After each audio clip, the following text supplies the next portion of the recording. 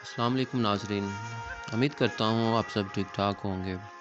آج ہمارا ٹاپک ہے جی، رزق کیسے بڑھائیں، دولت کی فراوانی کیسے حاصل کی جائے اور تنگ دستی سے کیسے بچا جائے۔ تو آئیے اس کے لیے ہم اسلام پہ ریسرچ کرتے ہیں۔ اسلام بہت ہی خوبصورت مذہب، بہت ہی پیارا مذہب، زندگی گزارنے کے سارے ہی ڈھنگ اس نے ہمیں سکھائے ہیں۔ تو اسلام ہمیں بتاتا ہے کہ اگر انسان اپنے رزق میں اضافہ کرنا چاہتا ہے، اپنی دولت بڑھانا چاہتا ہے، تنگ دستی سے بچنا چاہتا ہے، تو 16 طریقے، 16 رستے اسلام میں آتے ہیں۔ تو آسان لفظوں میں یہ 16 دروازے ہیں جو کہ کھلتے ہیں اور انسان پر رزق جو ہے وہ کھلتا چلا جاتا ہے۔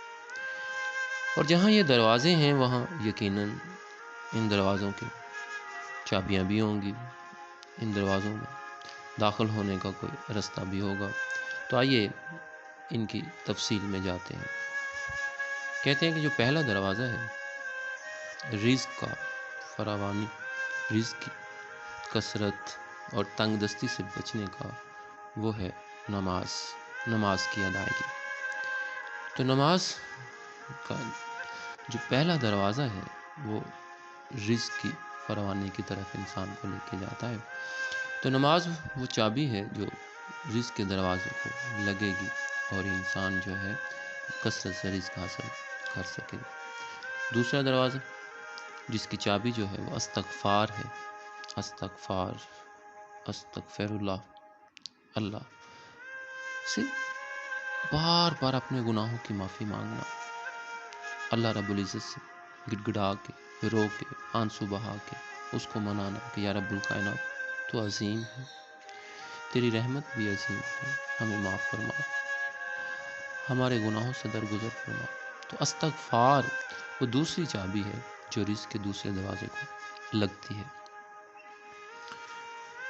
ناظرین، اسی طرح تیسرا دروازہ جو اسلام نے ہمیں بتایا ہے وہ ہے صدقہ، اللہ کے راستے میں اپنا مال خرچ کرنا، مسکینوں کی مدد کرنا، صدقہ خیرات۔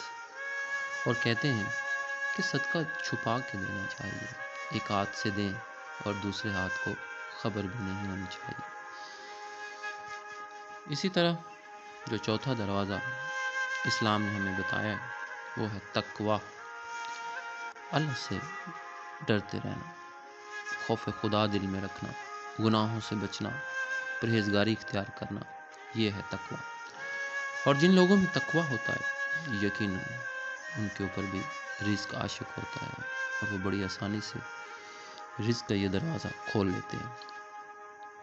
اسی طرح جو پانچواں دروازہ ہے وہ ہے نفل عبادت کا۔ اللہ رب العزت فرماتے ہیں جو لوگ نفل عبادت میں کثرت اختیار کرتے ہیں، اپنے خدا کو منا لیتے ہیں، اپنے گناہوں کی معافی مانگتے رہتے ہیں، تو یقیناً ان پر رزق کبھی تنگ نہیں ہوتا، ان پر جو خوشحالی ہے، جو آسانیاں ہیں اور جو دنیا کا مال ہے وہ کثرت سے ان کی طرف آتا ہے۔ سامعین، اسی طرح جو چھٹا دروازہ ہے جو کہ انسان کو بہت زیادہ رزق عطا کرتا ہے وہ ہے حج اور عمرہ کی ادائیگی۔ حج اور عمرہ، ایک دوسری حدیث میں آتا ہے کہ حج اور عمرہ کی ادائیگی انسان کو گناہوں سے ایسے پاک کرتا ہے اور انسان کو رزق ایسے عطا کرتا ہے کہ جیسے وہ کہتے ہیں کہ ایک آگ جو ہے، آگ سونے کی میل جو کچیل ہوتی ہے اس کو صاف کر دیتی ہے، بالکل اسی طرح انسان گناہوں سے پاک ہو جاتا ہے جب حج اور عمرہ ادا کرتا ہے۔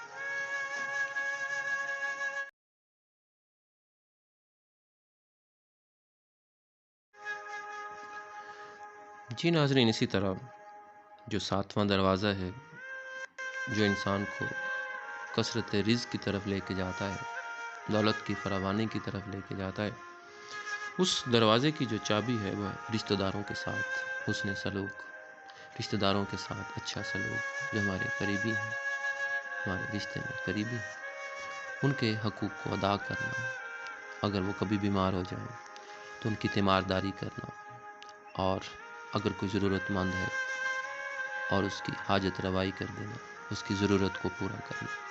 یقین جانیے جو لوگ ایسا کرتے ہیں ان پر اللہ رب العزت رزق کے دروازے کھول دیتا ہے اور ان کی تنگ دستی کو دور کر دیتا ہے۔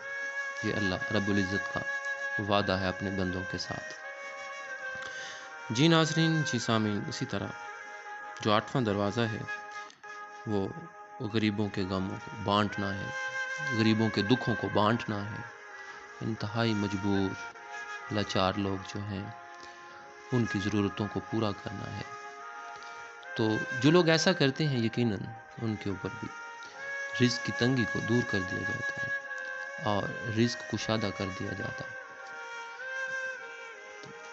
اس لیے مسلمان کو چاہیے، انسان کو چاہیے کہ وہ ان چیزوں کا خصوصی طور پہ خیال رکھے، تاکہ اگر ہم دوسروں کے حقوق کا خیال رکھیں گے تو دوسرے یقیناً ہمارے حقوق کا بھی خیال رکھیں گے۔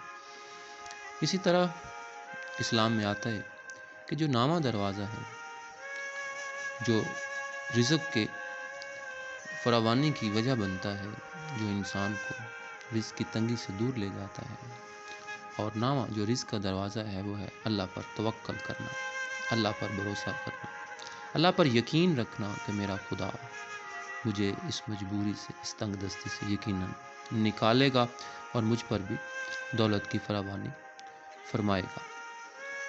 تو ناظرین، اسی طرح جو 10واں دروازہ ہے رزق کا وہ ہے اللہ کا شکر ادا کرنا۔ قرآن میں ایک دوسرے مقام پہ آتا ہے کہ ہم اپنے شکر گزار بندوں کو اور نوازتے ہیں اور دیتے ہیں، تو اس لیے اللہ کا شکر ادا کرتے رہیں۔ یقیناً وہ شکر ادا کرنے والے بندوں کو اور دیتا ہے، کبھی محتاج نہیں رہنے دیتا، یہ اس کا وعدہ ہے۔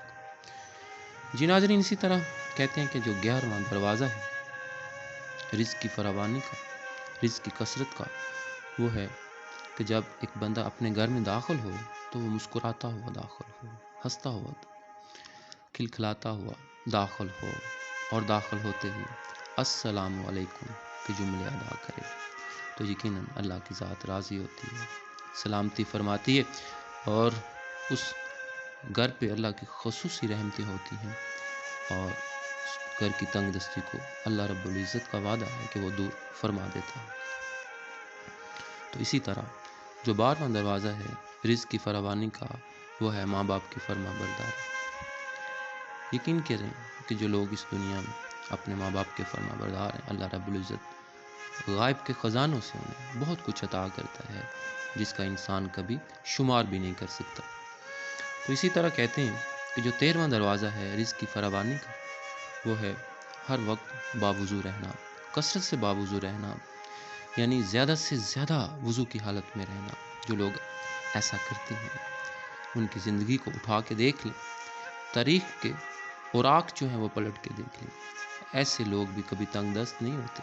یہ اللہ تعالیٰ کا خاص وعدہ ہے، خاص رحمت ہے ایسے لوگوں کے اوپر جو باوضو رہتے ہیں۔ جی سامعین، اسی طرح جو 14واں دروازہ ہے وہ ہے چاشت کی نماز، اور چاشت کی نماز اس 14ویں دروازے کی چابی ہے۔ جو لوگ چاشت کی نماز ادا کرتے ہیں، اللہ رب العزت کا وعدہ ہے کہ ان پر بھی کبھی رزق تنگ نہیں ہوتا، ان کی تنگ دستی کو دور کر دیا جاتا ہے، غائب کے خزانوں سے ایسے لوگوں کو مال کر دیا جاتا ہے۔ تو 15واں دروازہ اسلام ہماری رہنمائی فرماتا ہے کہ سورہ واقعہ کثرت سے پڑھنے والے لوگ بھی کبھی تنگ دست نہیں ہوتے۔ سورہ واقعہ کثرت سے پڑھنے سے بھی تنگ دستی دور ہوتی ہے، رزق کی فراوانی ہوتی ہے۔ تو سامنے اسی طرح جو 16واں دروازہ ہے اسلام ہماری رہنمائی کرتا ہے کہ 16ویں دروازے کی جو چابی ہے وہ ہے اللہ سے خصوصی دعا مانگنا، اللہ سے گڑ گڑا کے رو کے سجدہ ریز ہو کے دعا مانگنا کہ یا رب الکائنات، تو خالق بھی ہے، تو مالک بھی ہے، اور تو رازق بھی ہے، ہمارے رزق میں خصوصی طور پہ اضافہ فرما، اپنی رحمتوں سے، اپنے خصوصی فضل سے